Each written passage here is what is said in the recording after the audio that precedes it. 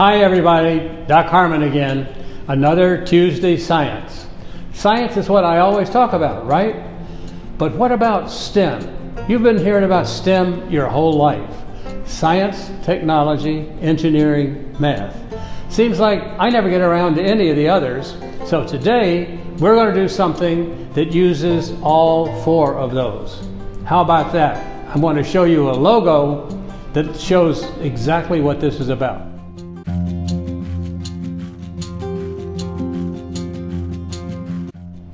So how are we going to do that? I'm going to do that by showing you some experiments that depend on the laws developed by two very famous scientists. One of them is Sir Isaac Newton. You may have heard about him. The other one is Daniel Bernoulli. You might not have heard about him, but you're going to. Now, Sir Isaac Newton was a very famous guy from England who invented some laws of motion. Let me show you a picture of what he looks like.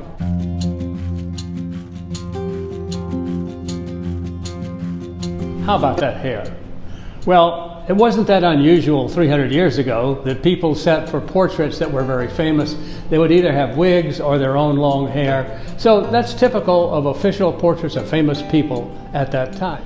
You've probably heard, or you might not have heard, famous story about how Sir Isaac Newton was sitting under an apple tree, an apple fell down, hit him on the head, and suddenly he thought about all these marvelous things about the universe. No.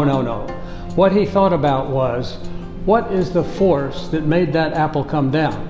Not on his head probably, maybe not even an apple, but he was fascinated with forces. Now he came up, and he was a very brilliant guy, recognized by scientists today as probably one of the most brilliant minds that had ever been. He came up with some laws, and here we're going to talk a little about physics and a little bit about math.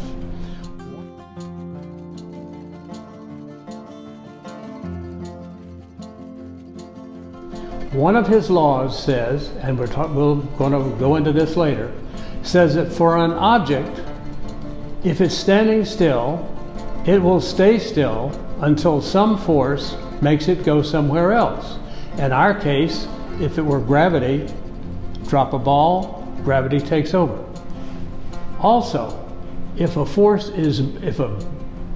object is moving, it will keep moving at exactly that same rate until another force acts on it. If you throw a ball into the air, does it go straight?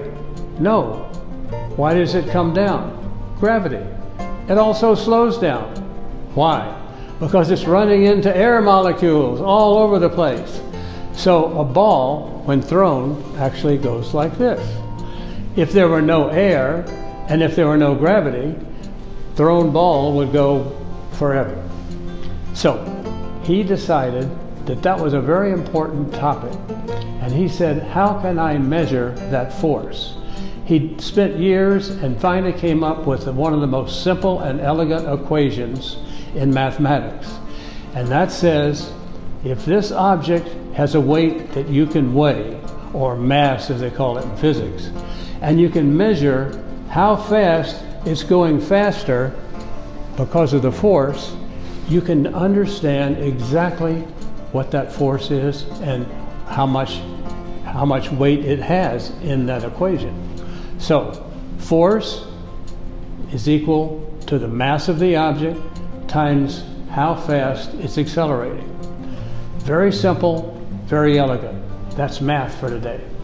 Now his third lesson, his third law, I should say, is that for every reaction, there is an equal and opposite reaction.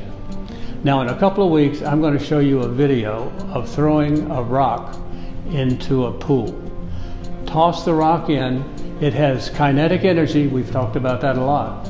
It falls into the water from gravity, pushes a hole in the water, and goes down. What happens to the water? The water opens up for the rock. Water doesn't want to be like this, so it comes back together and squirts up a stream of water from where the hole was. So action, reaction. And those forces have to be completely in balance. So that was his impressive third law. Now we're going to do a couple of experiments.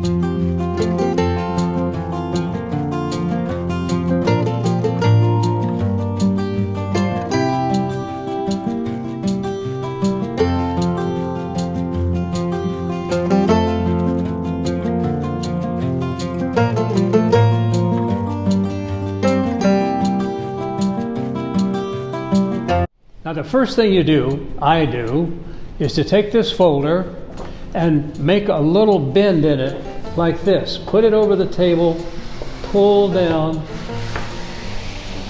It gives you a little bit of an arc. The next thing I do, is to measure off about 8 inches on one side of the folder. Then cut the folder along those marks.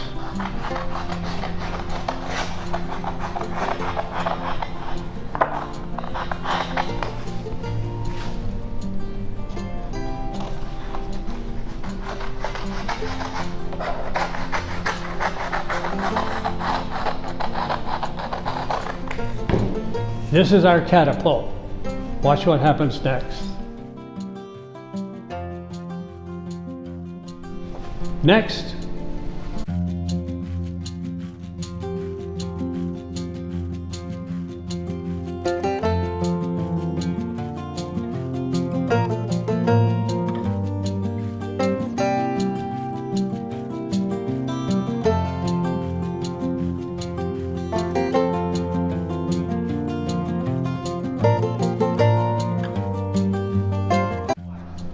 okay, so here is Newton's Marshmallow Cannon. Here is my marshmallow. Now I'm going to treat the marshmallow by coating it in a little bit of plain ordinary flour. In case it's sticky on the side, it won't stick in our marshmallow cannon. So here we go. Mr. Newton says this little marshmallow is not going to move unless we supply a force. Me. And it works. Now we're going to try something else. Now this time, same tube, Mr. Newton's catapult. I've put the marshmallow in the close end here, treated with a little bit of flour, and I hope that Mr. Newton will have predicted correctly that going down the tube, the actual force of my breath will make it go further. It's had more time to react.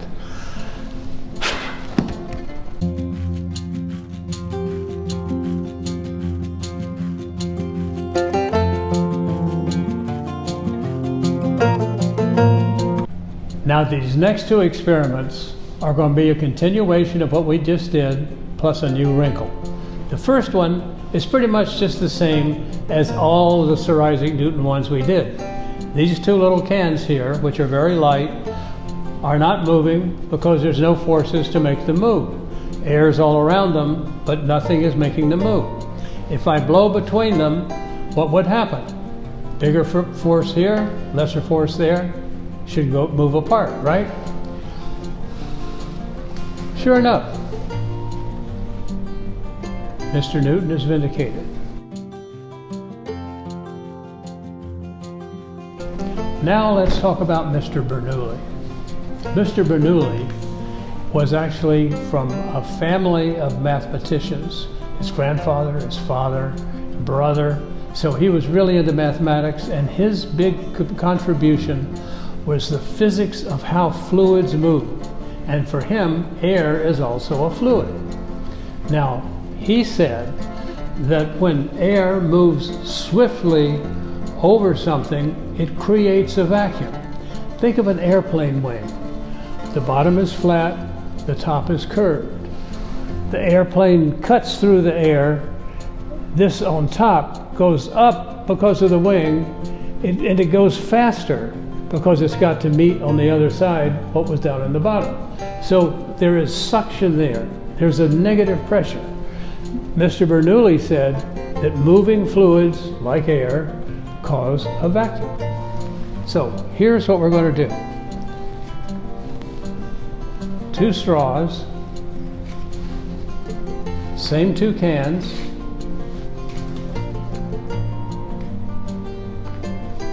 They have to be a little closer together so it doesn't roll off.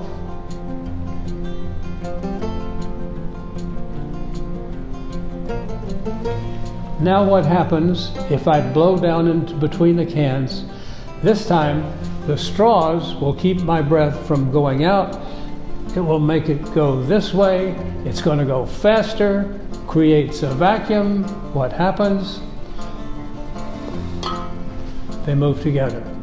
Mr. Bernoulli, thank you very much. So what do you think about all this STEM stuff we've been doing? I think it's a lot of fun. Talk to you in a minute. Well, that wraps up another edition of Doc Harmon's Science Tuesday. So today we did science, but we also did technology, engineering, and math. What do you think about doing all of those? I think that's STEM-tastic.